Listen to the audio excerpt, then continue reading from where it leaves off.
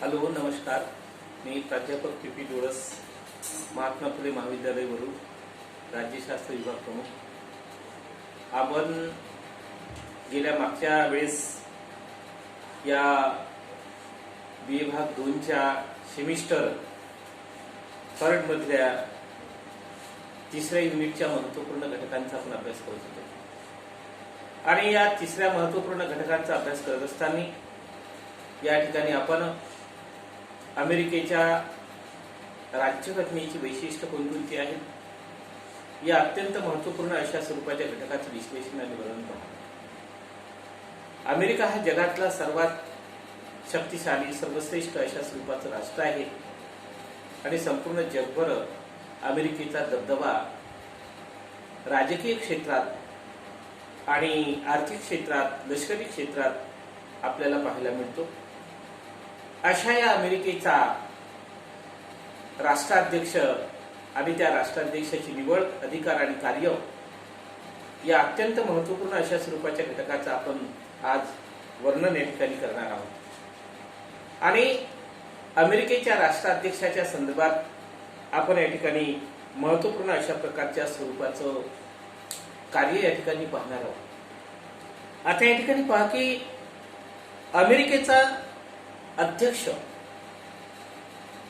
आपण पाहतो का अमेरिकेचा राष्ट्राध्यक्ष सध्या असणारे डोनाल्ड ट्रम्प हे अमेरिकेचे राष्ट्राध्यक्ष आहेत. आणि अमेरिकेच्या राष्ट्राध्यक्षाची कार्यपद्धती आणि अमेरिकेच्या राष्ट्राध्यक्षाचा जगात कसा कसा प्रकारचा दबाव असतो, प्रभाव असतो, हे आपण आपल्या भारताच्या बाबतीमध्ये किंवा जगातल्या इतर महत्त्वाच्या घटकांच्या माहितीवरून, आपण दूरदर्शनवरून, टीव्हीवरून किंवा टीव्ही चॅनलच्या बातम्यांमधून निरनिराळ्या प्रकारचा आपण या ठिकाणी माहिती पाहत असतो. अमेरिकेचा राष्ट्राध्यक्ष हा जगात सर्वात श्रेष्ठ आणि शक्तिशाली राष्ट्राध्यक्ष आहे असं म्हटलं जातं. अमेरिकेचा राष्ट्राध्यक्ष हा जगात सर्वात शक्तिशाली आणि सर्वश्रेष्ठ अशा स्वरूपाचा राष्ट्राध्यक्ष आहे असं आपण जेव्हा म्हणतो, तेव्हा आपल्या एक गोष्ट लक्षात येते का अध्यक्ष हा सर्वश्रेष्ठ कसा आहे. कोणत्याही देशाचा राष्ट्राध्यक्ष हा सर्वश्रेष्ठ आहे असं म्हणण्यामागचं कारण असं असते का त्या राष्ट्राध्यक्षाला प्राप्त झालेले अधिकार कसे आहेत. आपण म्हटलं नाही का भारताचा राष्ट्राध्यक्ष किंवा भारताचा राष्ट्रपती हा जगात सर्वात शक्तिशाली राष्ट्रपती किंवा राष्ट्राध्यक्ष असं म्हणत नाही. याचं कारण का भारताच्या राष्ट्रपतीला जे अधिकार प्राप्त झालेले आहेत, सर्व भारताची राज्यघटना जरी भारताच्या राष्ट्रपतीच्या नावानं असली तरी प्रत्यक्ष रीतीनं देशाचा राज्यकारभार पाहण्याची जबाबदारी आपल्या भारताच्या राष्ट्रपतीची नाही. पण अमेरिकेचा राष्ट्राध्यक्ष हा जगात सर्वात शक्तिशाली राष्ट्राध्यक्ष आहे असं आपण जेव्हा म्हणतो, तेव्हा या ठिकाणी आपल्याला एक गोष्ट निश्चितपणे जाणवते किंवा एक गोष्ट दिसून येईल का त्याला प्राप्त झालेले अधिकार, प्राप्त झालेल्या अधिकारामुळेच कोणतीही व्यक्ती त्याला जे अधिकार प्राप्त होते त्यामुळे ते पद सर्वश्रेष्ठ बनते. अधिकार ते व्यक्तीला नसतात, तर ते अधिकार त्या पदाला प्राप्त झालेले असतात आणि त्या पदाला प्राप्त झालेले ते अधिकार अत्यंत महत्त्वपूर्ण अशा स्वरूपाचे असल्यामुळं अमेरिकेचा राष्ट्राध्यक्ष जगात सर्वात शक्तिशाली राष्ट्राध्यक्ष आहे असं आपण म्हणतो. अमेरिकेचे राष्ट्राध्यक्ष त्याला प्राप्त झालेले अधिकार आणि अमेरिकेच्या राष्ट्राध्यक्षाला फार मोठ्या प्रमाणात अधिकार प्राप्त झालेले आहेत. कार्यकारी मंडळाचा तो प्रमुख आहे आणि कार्यकारी मंडळाचा प्रमुख असल्यामुळे तर कार्यकारी मंडळाचा नेता आहे, कार्यकारी मंडळाचा प्रमुख नेता आहे, देशाचा नेता आहे, समाजाचा नेता आहे, राष्ट्राचा नेता आहे आणि देशात शांतता आणि सुव्यवस्था प्रस्थापित करण्याचं महत्त्वपूर्ण कार्य अध्यक्षाला करावं लागते आणि त्या दृष्टिकोनातून तशा प्रकारे तो ते सर्व कार्य करीत असतो. आज आपण या ठिकाणी अमेरिकेच्या राष्ट्राध्यक्षाची निवड, अधिकार आणि कार्य या महत्त्वाच्या, अत्यंत महत्त्वाच्या घटकाचा अभ्यास करणार आहोत. आणि त्याचबरोबर एक गोष्ट लक्षात घ्या का यावर्षी अमेरिकेच्या राष्ट्राध्यक्षाची निवडीची प्रक्रिया सुरू आहे आणि ज्याचा आपण अभ्यास करणार आहोत ज्या राष्ट्राध्यक्षाच्या निवडीचा आपण अभ्यास करणार आहोत, ज्या राष्ट्राध्यक्षाच्या अधिकार आणि कार्यांचा आपण अभ्यास करणार आहोत, त्याचं प्रॅक्टिकल सध्या अमेरिकेत सुरू आहे. योगायोग फार चांगला आहे. पहा, योगायोग असा चांगला आहे का यावर्षी अमेरिकेच्या राष्ट्राध्यक्षाच्या निवडणुकीची प्रक्रिया सुरू झालेली आहे आणि आपण आत्ताच या ठिकाणी अमेरिकेच्या राष्ट्राध्यक्षाची निवड कशी होती या महत्वाच्या घटकांचा आपण अभ्यास करणार आहोत. म्हणून सर्व विद्यार्थ्यांना माझी एक विनंती आहे का आपण निविद चॅनलच्या माध्यमातून ज्या ज्या न्यूज आपल्याला अमेरिकेच्या राष्ट्राध्यक्षाच्या निवडणुकीच्या प्रक्रियेमध्ये प्राप्त होतात, मिळतात, त्याच्याकडे विशेष प्रकारचं लक्ष देणं हे गरजेचं आहे, अत्यंत आवश्यक आहे. आपण राजकारण या नात्यानं त्याच्याकडे बघणार नाही, तर आपल्याला आपल्या अभ्यासक्रमातला त्या प्रश्नाचं उत्तर आपल्याला बघायचं आहे. आपल्याला परीक्षेत ते येणार आहेत. आपल्याला 20 मार्कासाठी तो प्रश्न येणार आहेत, 16 मार्कासाठी तो प्रश्न येणार आहेत आणि म्हणून त्याला आपल्याला पाहणं गरजेचं आहे. आपण जर रोज न्यूज चॅनलच्या बातम्या घेतल्या, न्यूज चॅनलवरची मी तर तुम्हाला सांगतोच, मी तर शिकवतोच, तो भाग वेगळा आहे. शिकणं, अभ्यास करणं आणि प्रत्यक्ष डोळ्यानं पाहणं आणि कानानं ऐकणं याच्यामध्ये फार मोठ्या प्रमाणाचा फरक आहे. आपण जर न्यूज चॅनलच्या माध्यमातून अमेरिकेच्या राष्ट्राध्यक्षाच्या निवडणुकीची प्रोसेस जी आहे ती मी समजून सांगणार आहोत, त्या प्रोसेस प्रमाणे तुम्ही जर त्याच्या न्यूज चॅनलच्या माध्यमातून त्याचं जर माहिती ग्रहण केली तर आपल्याला येणारा प्रश्न हा काही कठीण वाटणार नाही. आपल्या बुद्धीमध्ये, आपल्या डोक्यामध्ये तो सहजासहजी शिरेल आणि सहजासहजी तो शिरत असल्यामुळं आपल्याला तो सहजासहजी तो लिहिता येईल. अशा या अमेरिकेच्या राष्ट्राध्यक्षाची कार्यपद्धती जी आहे, अमेरिकेचा राष्ट्राध्यक्ष हा त्याच्या कशा प्रकारचं कार्य करतो, कोणत्या पद्धतीतून त्याचे राष्ट्रीय आणि आंतरराष्ट्रीय क्षेत्रामध्ये कसं महत्वपूर्ण अशा स्वरूपाचं स्थान आहे, याचाही आपल्याला अभ्यास करायचा आहे. अमेरिकेचा राष्ट्राध्यक्ष त्याची निरनिराळ्या प्रकारची असणारी कार्यपद्धती जी आहे ती कोणत्या प्रकारची आहे, कशा प्रकारची आहे, कशा दृष्टिकोनातून आहे, या सर्व महत्वपूर्ण बाबी आपल्याला या ठिकाणी व्यवस्थितपणे बघायच्या. आता आपण या ठिकाणी अमेरिकेच्या राष्ट्राध्यक्षाच्या निवडणुकीच्या प्रक्रियेतला महत्वाच्या घटकांकडे आपण वळणार आहोत. राष्ट्राध्यक्षाच्या पदाच्या स्तुतीबद्दल आपण अनेक बाबी बोललो, याच्याबद्दल एवढंच आहे असं नाही, खूप काही सांगता येते, परंतु आपल्याला वेळेचं बंधन आहे आणि तेवढ्या वेळात तेवढ्या कार्यात आपल्याला हे सर्व आटवायचं आहे. म्हणूनच तुम्हाला सांगितलं का अतिरिक्त जास्तीच्या माहितीसाठी आपण न्यूज चॅनलवर अस्तित्वात येणाऱ्या ज्या बातम्या आहेत, जे येणाऱ्या 2-3 महिन्यामध्ये येणाऱ्या ज्या बातम्या आहेत त्याकडे विशेष करून लक्ष जर दिलं तर आपल्या अभ्यासक्रमातला या प्रश्नाचं उत्तर आपल्याला अतिशय सोप्या पद्धतीनं जाईल. त्यामुळे तुम्ही त्याकडे वेळेतला वेळ काढून रोज आपल्या घरच्या लोकांच्या सिरियल मधल्या किंवा त्यांच्या अनेक प्रकारच्या कार्यपद्धतीमधला एक वेळ काढायचा आणि तेवढा सकाळी किंवा संध्याकाळी रोज एक वेळा जर बातम्या बघितल्या तर त्या ठिकाणी आपल्याला आपला अभ्यास, राज्यशास्त्राचा अभ्यास करायला स्पेशल वेळ देण्याची गरज नसणार नाही. तुम्हाला रोज सांगितलं मी का राज्यशास्त्राचा अभ्यास हा पुस्तकातून किंवा कोणी सांगितल्यावर किंवा रूम मध्ये बसून अभ्यास करण्याचं राज्यशास्त्र नसतं किंवा नाही. आपल्याला उठता, बसता, झोपता राज्यशास्त्राचा अभ्यास दैनंदिन व्यवस्थेमध्ये या ठिकाणी दिसतो. टीव्हीची बटन आपण दाबली, त्याला ऑन केला की आपल्याला न्यूज चॅनलमध्ये सर्वच्या सर्व जगातल्या बातम्या पाहायला मिळते. म्हणजेच या ठिकाणी आपल्याला राज्यशास्त्राचा अभ्यास उठता बसता केव्हाही करता येतो, त्यासाठी स्पेशल वेळ देण्याची गरज नसते. आता या सर्व बाबीचा अभ्यास करत असताना आपण अमेरिकेच्या राष्ट्राध्यक्षाच्या निवडणुकीच्या प्रक्रियेकडे वळणार आहोत. आता सर्वात महत्वाचा अमेरिकेच्या राष्ट्राध्यक्षाच्या निवडणुकीची ही प्रक्रिया आहे, ही कार्यपद्धती आहे, त्याकडे आपण वळणार आहोत आणि त्या अमेरिकेच्या राष्ट्राध्यक्षाच्या निवडणूक अधिकार आणि कार्याला पहिला भाग जो आहे, पहिला जो पॉइंट आहे तो पॉइंट आपण पाहतो या ठिकाणी अमेरिकेच्या राष्ट्राध्यक्षाच्या निवडणुकीच्या प्रक्रिया.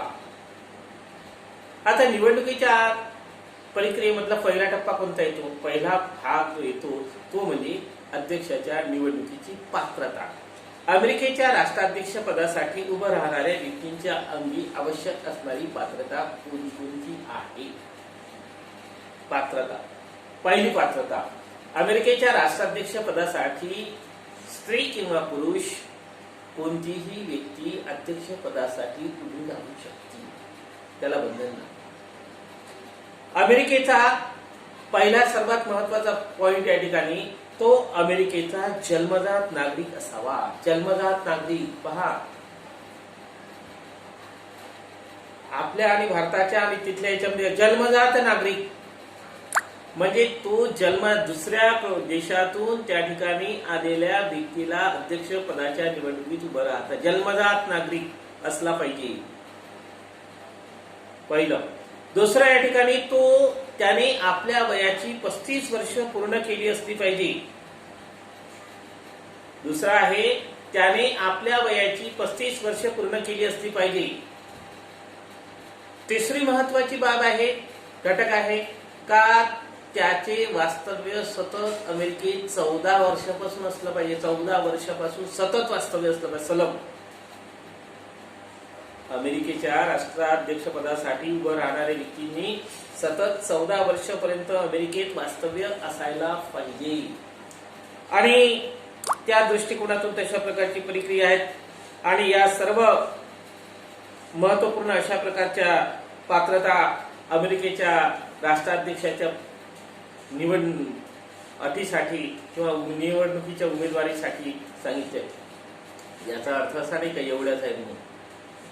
पुढे सांगितलेल्या ज्या अटी आहे त्यामध्ये तो ज्ञानवान असला पाहिजे, बुद्धिमान असला पाहिजे, गुणवान असला पाहिजे, तो उत्कृष्ट पत्रकार असला पाहिजे, तो अमेरिकेच्या घटक राज्यातल्या कोणत्याही घटक राज्याचा राज्यपाल असला पाहिजे, सिनेटर असला पाहिजे, उत्कृष्ट पत्रकार असला पाहिजे, उत्कृष्ट राजकारणी असला पाहिजे, उत्कृष्ट या सर्व गोष्टीचं ज्ञान त्याला असलं पाहिजे.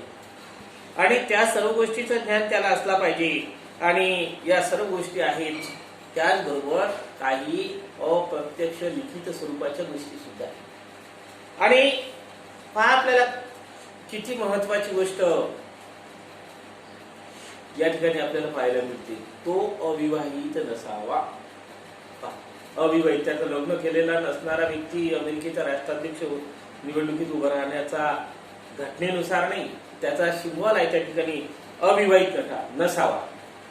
घटस्फोटित नसावा. घटस्फोटित म्हणजे लग्न झाल्यानंतर त्यानं आपल्या बायकोचा घटस्फोट दिलेला नसावा.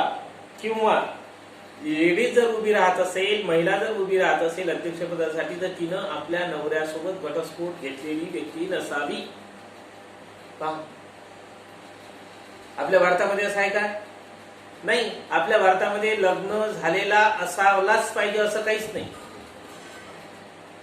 घटस्फोटित असलाच पाहिजे, घटस्फोटित नसला पाहिजे असं काही नाही. पण तिथं आहे घटस्फोटित नसावा, अविवाहित नसावा. आणि अध्यक्षपदाच्या निवडणुकीत 2 वेळा पराभूत झालेल्या व्यक्तीला निवडणुकीत उभं राहत आहे. 2 वेळा, कमीत कमी 2 वेळा तो निवडणुकीत उभा राहिला आणि दोन्ही वेळा पराजित झाला तर त्याला तिसऱ्यांदा निवडणुकीत उभं राहण्याचा अधिकारच नाही. म्हणजे तिथं संपला, सारा विषय तिथंच संपला का निवडणुकीत उभं राहण्याचा अधिकार नाही. आपल्या भारताच्या राज्यघटनेप्रमाणे नाही का किती वर्षापर्यंत मरेपर्यंत काही झालं तरी, फौजदारी गुन्हे असले तरी, खटले असले तरी त्याला उभं राहण्याचा अधिकार आहे. पण अमेरिकेत मात्र 2 वेळा जर तो अमेरिकेच्या राष्ट्राध्यक्ष पदासाठी उभा असेल आणि 2 वेळा पराभूत झाला असेल तर तिसऱ्यानं निवडणुकीत उभं राहण्याचा अधिकार नाही. तर या सर्व अस्तित्वात असणाऱ्या महत्वपूर्ण अशा स्वरूपाच्या ज्या अटी आहेत त्या अटी पूर्ण करणारी व्यक्ती जर असेल तर त्या व्यक्तीला निवडणुकीत उभं राहण्याचा अधिकार अमेरिकेच्या राष्ट्राध्यक्ष पदासाठी आहे, प्राप्त झालेला आहे. आणि त्या दृष्टिकोनातून तशा प्रकारचं कार्यपद्धती या ठिकाणी होत असते. आता ही झाली अमेरिकेच्या राष्ट्राध्यक्ष पदासाठी निवडणुकीत अस्तित्वात असणारी प्रक्रिया, प्रोसेस मधलं पात्रता कोणती आहे त्या. आता अमेरिकेच्या राष्ट्राध्यक्षाच्या निवडणुकीच्या पात्रतेच्या संदर्भात आपण या ठिकाणी माहिती पाहिल्यानंतर आपण आता निवडणुकीच्या कार्यप्रणालीकडे या ठिकाणी वळणार आहोत. कार्यप्रणाली, निवडणुकीची कार्यप्रणाली काय आहे? आता निवडणुकीची कार्यप्रणाली अशा प्रकारची या ठिकाणी आहे. पहिला टप्पा, अमेरिकेच्या राष्ट्राध्यक्षाच्या निवडणुकीचे सर्वसाधारणपणे एकूण 3 टप्प्यामध्ये रूपांतर करण्यात आलेले आहेत आणि त्या ठिकाणी 3 टप्पे जे आहेत त्या 3 टप्प्यातले प्रत्येक टप्पा कशा प्रकारचे आहे त्या ठिकाणी आपण या ठिकाणी या माहितीपासून पाहू. अमेरिकेच्या राष्ट्राध्यक्षाची निवडणुकीसाठी एक निर्वाचन मंडळ असते. निर्वाचन मंडळ, या निर्वाचन मंडळाच्या माध्यमातून अमेरिकेच्या राष्ट्राध्यक्षाची निवडणूक केली जाते. आता हे निर्वाचन मंडळ कशा प्रकारचं आहे? निवडणुकीचं जे निर्वाचन केलं जाते त्या निवडणुकीत कशा प्रकारचं निर्वाचित केलं जाते? अमेरिकेच्या राष्ट्राध्यक्षाच्या निवडणुकीमधला पहिला अत्यंत महत्वाचा पहिला टप्पा, तो पहिला टप्पा या ठिकाणी सुरू होते. तो सर्वसाधारणपणे या ठिकाणी जून जुलै पासून. आता जून जुलै पासून कसं सुरू होते पहा. आपण गेल्या मागच्या जून जुलै पासून अमेरिकेच्या राष्ट्राध्यक्षाच्या निवडणुकीची प्रक्रिया सुरू आहे ते आपण या ठिकाणी दररोज न्यूजच्या माध्यमातून बघतो. आता या निवडणुकीच्या पहिल्या टप्प्यामध्ये काय होते? रिपब्लिकन पक्ष आणि डेमोक्रॅटिक पक्ष, 2 राजकीय पक्ष. अमेरिकेमध्ये 2 राजकीय पक्ष आहेत. रिपब्लिकन पक्ष आणि डेमोक्रॅटिक पक्ष हे दोन्ही राजकीय पक्ष ज्या वर्षी निवडणूक असते त्या वर्षाला लीप वर्ष म्हटलं जाते. अमेरिकेच्या राष्ट्राध्यक्षाची निवडणूक ज्या वर्षी असते त्या वर्षाला लीप वर्ष म्हटलं जाते आणि अमेरिकेच्या राष्ट्राध्यक्षाच्या निवडणुकीचं लीप वर्ष जे आहे त्या वर्षी जून जुलै महिन्यामध्ये काय होते का अमेरिकेच्या सर्व घटक राज्यात दोन्ही राजकीय पक्ष, रिपब्लिकन पक्ष आणि डेमोक्रॅटिक पक्ष, हे दोन्ही राजकीय पक्ष आपापल्या निवडणुकीत राष्ट्राध्यक्ष पदासाठी कोण उमेदवार राहील याच्यासाठी सभा संमेलन घेत असतात. सर्व घटक राज्यांमध्ये निरनिराळ्या सभा होतात, संमेलन होतात. या निरनिराळ्या प्रकारच्या अस्तित्वात असणाऱ्या सभा संमेलनामध्ये अध्यक्षपदाचा उमेदवार कोणाला निवडावं, काय करावं याच्यासाठी लोकांचं जनमत घेतलं जातं घटक राज्यामध्ये आणि हे जनमत त्या ठिकाणी घेतल्या जात असून आपल्या पक्षाचा उमेदवार कोणता आहे त्याच्यासाठी जनमत घेतलं जातं. अधिवेशन घेतात. निरनिराळ्या पक्षाचं अधिवेशन असते, निरनिराळ्या विभागामध्ये अधिवेशन असते. घटक राज्याच्या निरनिराळ्या विभागात अमेरिकेच्या राष्ट्राध्यक्षाच्या उमेदवाराच्या निवडीसाठी ही प्रोसेस जनतेतून सुरू होती. दोन्ही पक्ष आपापले उमेदवार सांगतात. या 2-3 नावं सुचवतात आणि 2-3 नावं सुचवल्यानंतर काय होते का त्यातून त्या जनतेचं मत घेतलं जाते. सभा घेतात, संमेलन घेतात, अधिवेशन होतात. त्या अधिवेशनामध्ये आपापल्या राजकीय पक्षातील 2-3 नावं सिलेक्ट करून त्यांची नावं जनतेसमोर ठेवली जाते आणि त्यामुळं ज्या नावाला जनतेकडून बहुमत मिळालेलं असते, ज्या उमेदवाराला बहुमताचा पाठिंबा प्राप्त झालेला असतो किंवा होतो, त्याच व्यक्तीला अध्यक्षपदाचा उमेदवार त्या राजकीय पक्षाचे लोक पाठिंबा देऊन ज्यांनी दिलेला असेल त्यांचं नाव पुढे घोषित केलं जाते आणि त्या दृष्टिकोनातून म्हणजेच सर्वसाधारणपणे निवडणुकीच्या अगोदरची जी प्रोसेस आहे त्या निवडणुकीच्या अगोदरच्या प्रोसेसमध्ये राष्ट्राध्यक्षाच्या निवडणुकीच्या सुरुवातीच्या म्हणजे उमेदवार निवडून म्हणजे उभाच राहायचा आहे त्यासाठी आपापल्या राजकीय पक्षांमार्फत 2-3 नावाची घोषणा केली जाते. त्याच्यावर जनतेचं अधिवेशन होते, सभा होते, संमेलन होते आणि त्याच्यात 2-3 नावापैकी ज्या नावाला जास्तीत जास्त प्रमाणात लोकांचं बहुमत प्राप्त झालं त्या व्यक्तीच्या नावाची त्या पक्षातर्फे राष्ट्राध्यक्ष पदाचा निवडणुकीचा उमेदवार म्हणून घोषणा केली जाते. पहा कशी आहे, एकदम डायरेक्ट मला खूप हौस आहे निवडणुकीत मला अध्यक्ष व्हायचा आहे असं म्हणून हौशी गुण लोक निवडणुकीत उभे राहत आणि स्वतःहून उभं राहण्यात जमत नाही. पहिल्यानं निवडणुकीत उभं राहण्याच्या दिवसापासूनच कोण उभं राहील ज्याच्यासाठी पहिले मतदान होते याच्यासाठी सर्व जनतेतून सर्वसामान्य जनतेच्या अधिवेशनातून ह्या सर्व गोष्टी घडतात. हौस म्हणून कोणी उभं नाही राहत काही आणि उभं राहणाऱ्याला तसं हे नाही होत. म्हणजे या ठिकाणी त्या राजकीय पक्षाला कशा प्रकारचे कार्य करावं लागतं. आता ही झाली कार्यप्रणाली जून आणि जुलै महिन्यातली. आणि जून आणि जुलै महिन्यातली कार्यपद्धती झाली. त्यानंतर मात्र पुढचा जो टप्पा सुरू होते तो निवडणुकीचा टप्पा, अर्थात प्रचार सुरू होते. आजही आपण पाहतो, गेल्या मागच्या महिन्यात सप्टेंबर ऑक्टोबर मध्ये अमेरिकेच्या राष्ट्राध्यक्षाच्या निवडणुकीच्या प्रक्रियेच्या माध्यमातून प्रचार आणि प्रसार सुरू झाला.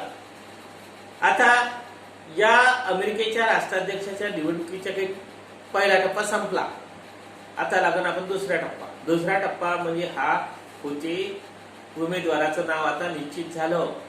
निश्चित झाल्यानंतर उमेदवाराच्या नावाची निश्चिती झाल्यानंतर सर्व दोन्ही राजकीय पक्ष आपापल्या उमेदवारांच्या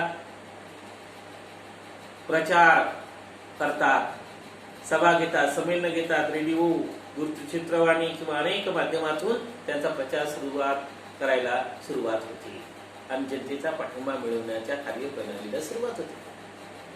आणि त्यानंतर काय होते पुढे आला नोव्हेंबर महिन्यापासून तुमच्या निवडणुकीच्या दुसऱ्या टप्प्याच्या कार्याला सुरुवात होती. आता नोव्हेंबर प्रत्येक महिन्यात काय असावं इथं आहे आपल्या मनाला निवडणूक आयोग ठरवत नाही, तर घटनेतच सगळं ठरलेलं आहे. नोव्हेंबर महिन्यातील पहिला मंगळवार हा मतदानाचा दिवस असतो. आता सप्टेंबर महिना संपून आज ऑक्टोबर महिन्यात आपण पदार्पण केलं. पुढच्या महिन्यात अमेरिकेच्या राष्ट्राध्यक्षाच्या निवडणुकीच्या प्रक्रियेचा दुसरा टप्पा सुरू होईल. नोव्हेंबर महिन्यातल्या दुसरा मंगळवार दिवस आहे ठरला असं नाही आहे. तारीख निवडणूक आयोगाने ठरवत, अगोदरच ठरली आहे घटनेनं. नोव्हेंबर महिन्यातील दुसरा मंगळवार, तारीख कोणती असो, नोव्हेंबर महिन्यातील दुसऱ्या मंगळवारी हा निवडणुकीचा दिवस ठरला जातो. आणि अध्यक्षपदाच्या निवडणुकीतला दुसरा महत्वाचा टप्पा, दोन्ही राजकीय पक्ष आपापल्या अध्यक्षपदाच्या उमेदवाराची निवड करतात आणि निवड झाल्यानंतर अध्यक्षपदाच्या निवडणुकीत प्रत्येक घटक राज्यात जनतेचे प्रतिनिधी निवडले जातात आणि प्रत्येक घटक राज्यामधून प्रतिनिधी उभे केले जातात. आता या ठिकाणी पहा, निवडणुकीचे प्रतिनिधी उभे केले जातात. आता ते कसं आहे, आता अमेरिकेच्या राष्ट्राध्यक्षाच्या निवडणुकीचं ज्यात तुम्हाला सांगितलं ते मंडळच असते, ती निर्वाचन मंडळ. कशी निवडणूक होती, आता दोन आहे या ठिकाणी पहा. अमेरिकेमधल्या दोन ते प्रातिनिधिक सभागृह आणि सिनेट ही दोन सभागृह आहेत. प्रातिनिधिक सभागृहातील सदस्यांची संख्या आणि सिनेट मधील सदस्यांची संख्या या दोघांची जी बेरीज होईल त्या बेरजेनुसार तेवढे सदस्य अमेरिकेच्या राष्ट्राध्यक्ष पदासाठी उमेदवार निवडून आहेत, ते सदस्य निवडून यावे लागेल. आता किती आहे, सिनेटची सदस्य संख्या 100 आणि प्रातिनिधिक सभागृहाची आहे सदस्य संख्या आहे 437. प्रातिनिधिक सभागृहाची सदस्य संख्या आहे 437 आणि सिनेटची सदस्य संख्या आहे 100.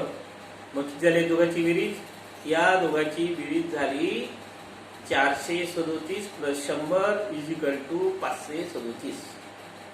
मग आता काय झालं, या निर्वाचन मंडळात जे सदस्य निवडून यायचे आहेत तेवढे सदस्य म्हणजे 537 सदस्य या निर्वाचन मंडळात निवडून यायचे. एवढं झालं. आता मग काय आहे, आता हे टोटल संख्या झाली 537 या निर्वाचन मंडळ. आता पुढं काय आहे, तर पुढं असं आहे का प्रत्येक घटक राज्यामध्ये जेवढ्या प्रातिनिधिक सभागृहाचे सदस्य जेवढे त्या घटक राज्यातून निवडून जातील त्या घटक राज्यातील प्रातिनिधिक सभागृहाचे सदस्य प्लस सिनेटचे सदस्य. पहा, सिनेटमध्ये प्रत्येक घटक राज्यातून 2 सदस्य निवडून जातात, फक्त 2. प्रत्येक घटक राज्याला 2 सदस्य पाठवत समान प्रतिनिधित्वाचं तत्व या ठिकाणी स्वीकारलं. आपण पुढे बघू सिनेटची सदस्य संख्या होते तेव्हा रचना अधिकार आणि कार्य तेव्हा. सिनेटमध्ये प्रत्येक घटक राज्यातून 2 सदस्य निवडून जातात. की घटक राज्य लहान असो किंवा मोठं असो त्याचा काहीही संबंध नाही. प्रत्येक घटक राज्यातून 2 सदस्य सिनेटमध्ये निवडून जातात आणि प्रातिनिधिक सभागृहाची सदस्य संख्या जी आहे ती सदस्य संख्या प्रत्येक घटक राज्याच्या लोकसंख्येवर अवलंबून आहे, ती वेगवेगळी आहे. आता उदाहरणार्थ या ठिकाणी आपण पाहिलं, उदाहरणार्थ आपण या ठिकाणी घेऊ न्यूयॉर्क.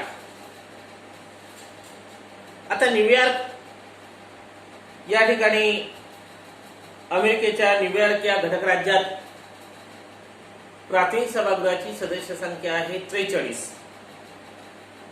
न्यूयॉर्क या घटक राज्यातून प्रातिनिधिक सभागृहासाठी 43 सदस्य निवडून जातात आणि 2 सदस्य सिनेटचे. 43 आणि 2 45. म्हणजेच न्यूयॉर्क या घटक राज्यातून 45 सदस्य निर्वाचन मंडळात निवडून जातील. म्हणजे 45 सदस्यांची निवड प्रत्यक्ष जनतेद्वारे निवडल्या जाईल. डायरेक्ट अध्यक्षाला मतदान होत नाही, अप्रत्यक्ष मतदान पद्धती आहे. अध्यक्ष प्रत्यक्ष आणि अप्रत्यक्ष दोन्ही आले. इथं 2 उमेदवार निवडणुकीत उभे राहिले ते तर वेगळे आहेत. जसं सध्या आता डोनाल्ड ट्रम्प एका पक्षातर्फे आहेत, दुसऱ्या पक्षातर्फे दुसरे राष्ट्राध्यक्षपदासाठी उभे आहेत. हे तर 2 माणसं तर उभेच आहेत. पण आता प्रतिनिधी निवडले जाणार आहे. जसं तुम्हाला सांगितलं का हे प्रतिनिधी निवडेल. आता या प्रतिनिधींची निवड नोव्हेंबर महिन्यातील दुसऱ्या मंगळवारी, नोव्हेंबर महिन्यातल्या पहिला मंगळवार जो आहे त्या पहिल्या मंगळवारी या सदस्यांची निवड केल्या जाईल प्रत्यक्ष जनतेद्वारे. आलं लक्षात? काय सांगितलं का या निर्वाचन मंडळात अध्यक्षाची निवड ही अध्यक्षपदाचे 2 पक्षाचे 2 उमेदवार आहेत आणि घटक राज्यातील जनतेद्वारे या निर्वाचन मंडळातील सदस्यांची निवड केल्या जाईल. निर्वाचन मंडळाची टोटल सदस्य संख्या झाली 543. 437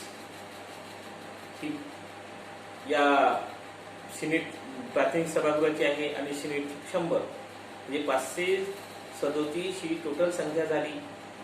एका घटक राज्यात त्या घटक राज्याची सदस्य संख्याच्या वर आधारित राहील. म्हणून उदाहरण तुम्हाला दिलं, न्यूयॉर्क या घटक राज्यात 43 सदस्य प्राथमिक सभागृहाचे आहेत, तर 43 ते उभे आहेत आणि 2 सिनेटच्या असे 43 आणि 2 45 सदस्य राहील. अशा सर्व घटक राज्याच्या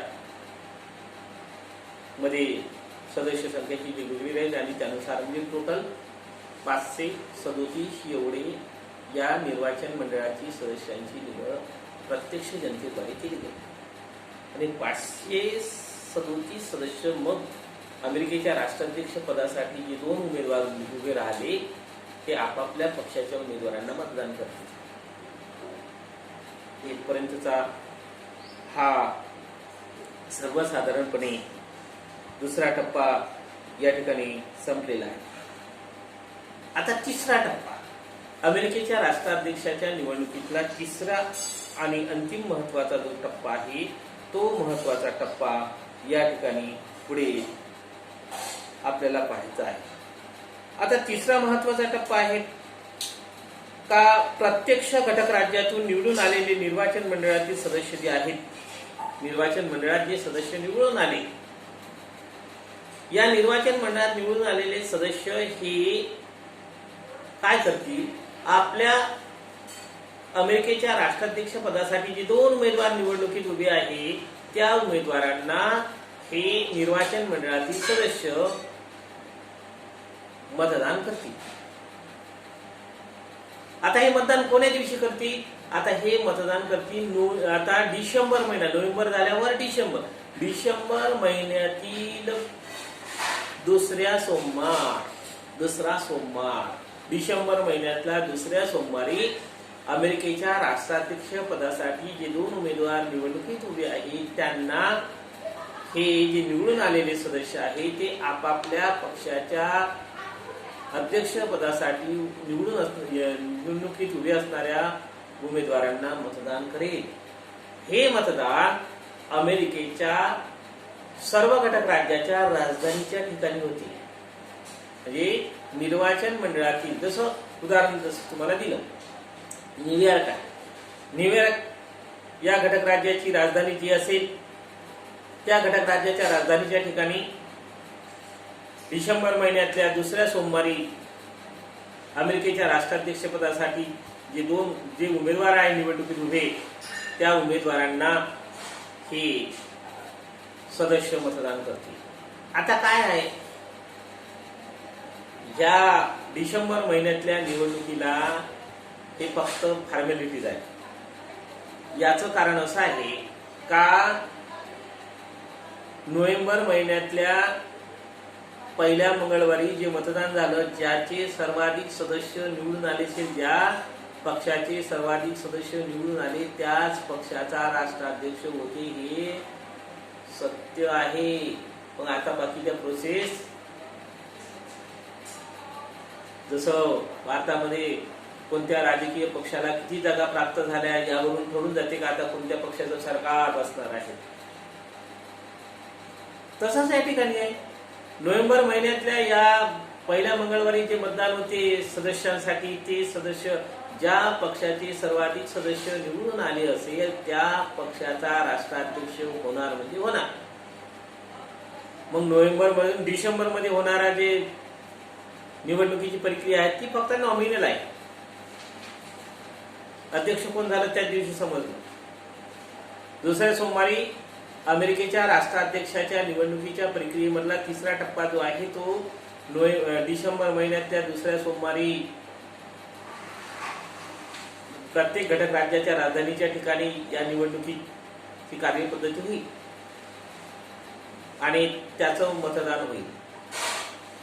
आणि त्या ठिकाणी झालेलं मतदान, त्या प्रत्येक घटक राज्याच्या राजधानीतून हे मतदान झाल्यानंतर त्या सर्व मतपेट्या अमेरिकेची राजधानी वॉशिंग्टन या ठिकाणी त्या नेल्या जाते.